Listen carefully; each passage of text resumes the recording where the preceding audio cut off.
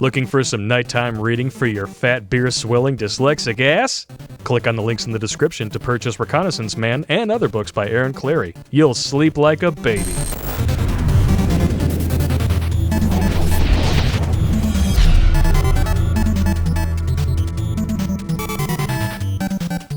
Bad Pop showed up, and I got some bad news.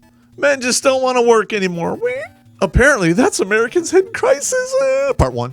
If you tuned in last week, we talked about why men are not going to work. Feminism and the liberals, they fucked it up, and they fucked it up bad.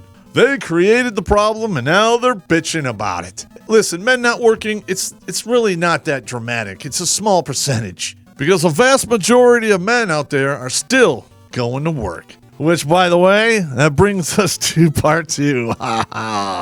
Let's face it, there has never been a boys' club that women haven't found a way to crash. Girls are even becoming Boy Scouts now. What is it, you're too good to sell your goddamn cookies? Time for Girl Scout cookies already. Get me some Thin Mints. With that being said, I'm going to get my Girl Scout fix on, and it's not what you think it is. And gentlemen, if you want to keep up with me, have a shot with me, because we're here to pick one hell of a fight!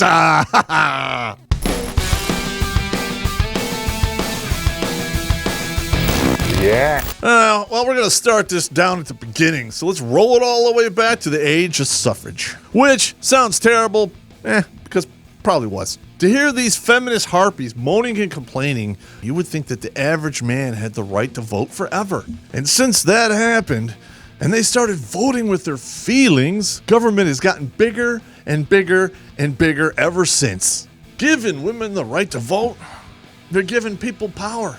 And you know what happens when you give somebody a little bit of power and no accountability? You get a goddamn tyrant.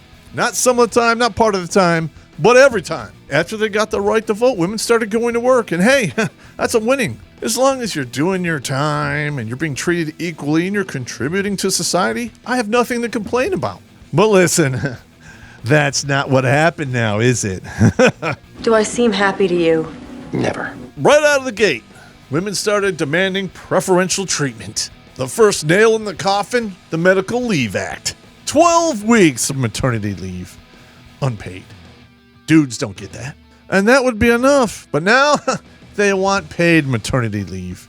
I'm sorry, ladies, but no company should be paying for your reproductive shenanigans. Well, maybe, just maybe, if a majority of you weren't single mothers, you'd have a man there to help you pay for shit. You probably shouldn't have sex for a while. How long?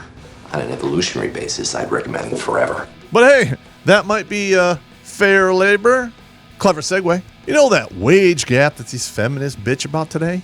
At one point in time, it actually existed. It doesn't matter if it was back then or today. If you have the same qualifications, you put in the same amount of time, you should be paid the same. Congress, they thought so. That's why they passed the Fair Wage Act. According to that law, it didn't matter your sex, race, or religion. If you're being paid less, it is illegal. And that is why when women are bitching about their 77 cents on the dollar, it is absolute bullshit. If it was actually legal to pay women less, no man would be working. Which brings us to one of the main reasons why men don't really want to work anymore. It's called Whistleblower Protection Act, and it sounds fun, but it's really not. If you allow me for just one moment to go full Hollywood, you'll love it. So let's say hypothetically, there's a woman, and she doesn't like a dude that's working with her. So she says, You know what? Fuck that guy. I'm going to accuse him of sexual harassment and get his ass fired. It could be, and usually is, complete bullshit. She knows it's bullshit. The people doing the investigation, they know it's bullshit, but everyone has to go through the motions. A woman can accuse anyone in her workplace of virtually anything, and there is no consequences for that. Which brings us back to our earlier point about accountability and how women don't have that. And you would think that that just happens in the workplace. Yes, yes means yes, laws. You heard me right. They're taking that preferential treatment they get at work and they're trying to apply it to everything in the real world. You want to talk about the hidden crisis? That is it. I wish it ended there, but with feminism, it really never ends. On top of that, you got the Pregnancy Discrimination Act, the Breastfeeding Discrimination Act. Are we seeing a pattern here? And the government of California is forcing businesses to build special rooms for breastfeeding. In California, in some of those places, it's $1,200 a square foot to build anything. You know, if I tried a scheme like this, you Get that nasty, wrinkly face and screech like a hyena. It's very sexy, I admit. And with that, I would never be able to live this all down if I didn't mention the crown fucking jewel and all of this bullshit. VAWA, Violence Against Women Act. According to the Duluth model, their wheel of stupidity, everything that you do is domestic violence, and it's always the man's fault. Your old lady could be throwing scalding water on you when you're sleeping and hitting you with a bat. You call the cops, you're the one going to jail. It's beginning to look a lot like syphilis. Diagnostically, the Mazzini test came out plus. Very suspicious pus. And that is what you call maximum power and minimum accountability. So you take that and some government forced affirmative action bullshit. That is a burrito of death and you're going down. Listen, every burrito turns your ass into a water cannon. And this shit is going to plug the toilet, let me tell you. In a society where the deck is increasingly stacked against men, the best chance at a life worth living is to escape the cubicle war. Ditch that soul-sucking job and never look back. Pick up corporate land on Amazon.com today and begin training for a better future. Oh, you think I'm being too generic and you want me to provide a specific example? Challenge accepted. All right, if you are a fan of Redonkulous.com and you've watched all our videos, you'll recall we did one called Gamergate. And if you haven't, check it out and get up to speed. Just like everything else, feminism saw a male world and they said, fuck that, we're gonna fuck it up. You need to diversify. You need to let us in there, and then you have to adapt to us. because that's a recipe for success. We are the feminists. Lower your shields. Surrender your manliness. Resistance is futile. And it was futile for one specific company out there, and we can't really say which company that was or who was involved, so we're going to call it genericcompany.com. After we did the episode Gamersgate, a former game designer actually contacted us. He told us a wonderful story of the perils of diversifying. This guy and three of his buddies, they made video games in college, and lo and behold, they got a job doing it. These guys, they were hired in as a team.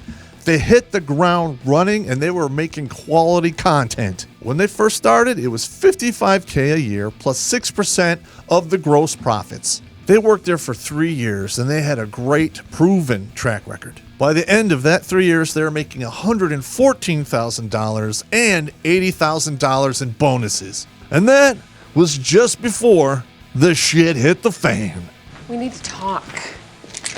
Oh, God, are you pregnant? Enter a new CEO with 2 X chromosomes and a camel toe. She's probably a feminist, so we'll just call that a moose knuckle and not the ice cream. So the CEO shows up and goes, Hey, there's no diversity here.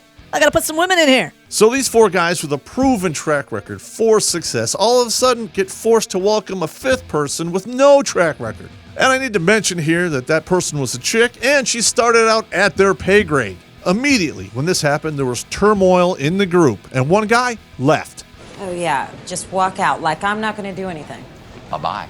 Now listen, to be creative, you need to have the freedom to do what you need to do. And forcing people into a social situation where they have to walk on eggshells is not it. They don't have to walk on eggshells. Well, if they want to keep their job, they do. Because one of them, if he steps out of line or says the wrong thing, it's on like Donkey Kong. In today's climate, if you don't censor yourself, you're fucked. I didn't realize it was possible for a woman to be unusually irritable. Of course, it's not really a party unless somebody gets accused of sexual harassment, which happened and yet another guy leaves. This chick comes in, no track record, making the same money as them, and then all of a sudden, there's a sexual harassment claim. Shocker. So they do the investigation, it's unfounded, nothing happens to her, and the dude leaves. So now, of the 4 original members, there's only 2 remaining. Side note, and I think I should put this in there, every time one of the original members left, they were replaced with another woman. Fascinating story. You thought of adapting it for the stage? Anyone out there who's ever played a beta version of a game realizes that is very buggy. There is a whole process after that where the game designers have to fall in behind it and debug everything. The game comes out, it's buggy as hell. Who debugs it? The 2 original dudes. Of course, one of them got pregnant and she was gone for like 4 months. But when she went back to work, she worked from home with flexible hours, but yet no decrease in pay. So you have one chick at home working flex time, the other one doesn't have a track record and can't really debug, and the 2 dudes have to pick up all of the slack. In the end, they all got paid the same, which created yet more turmoil. And because of that turmoil, the added turmoil, one more dude hits the silk, and now we're down to one original member. I'm not doing it. So now we have one remaining member and 3 chicks working on a new game. Oh, but of course, they have to tune down the violence, and the women have to look like a real woman, which means womalos. Hey, that sounds like fun. No, it's not really. The game tanked. And you want to know why? Political correctness has no business in a fantasy world or in reality for that matter. And after that one went down, the 4th member punched the fuck out too. And of course, he was replaced by, you guessed it, another woman, because we have to diversify. So now, instead of 4 dudes, you got 4 chicks, and I'm going to give you 2 guesses to what happened next. Herpes. Herpes. Your turn. Yeah, you guessed it. Your quest to diversify bankrupted an entire company. Congratulations. This is not an isolated incident. This happens all the time in the corporate world. Political correctness is killing this country slowly. It's the death of 1,000 cuts. Who cares about making money in business, right? We'll have to be polite. Fuck that. You can be a real jerk sometimes, you know that? Yeah, and you're the good guy. At least I try.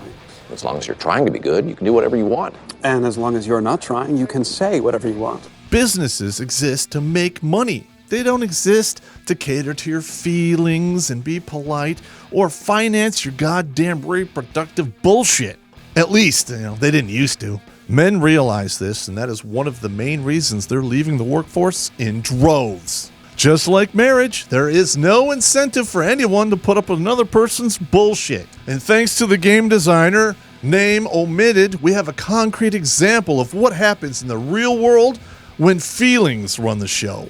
Redonkulous will never be run by feelings, and if you don't like that, here's my card. With that being said, one last shot, and I'm out of here. Who demand? I demand. I always suspected. And while we're at it, please check out the Patreon and PayPal links below and help me stock the bar, because this stuff is delicious.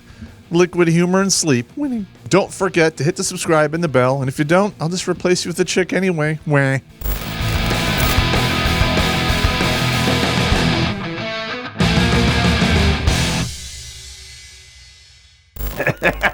Put me down for 6 boxes of that Thin Mint crack, you bitch. I have to buy those every goddamn year. I love them.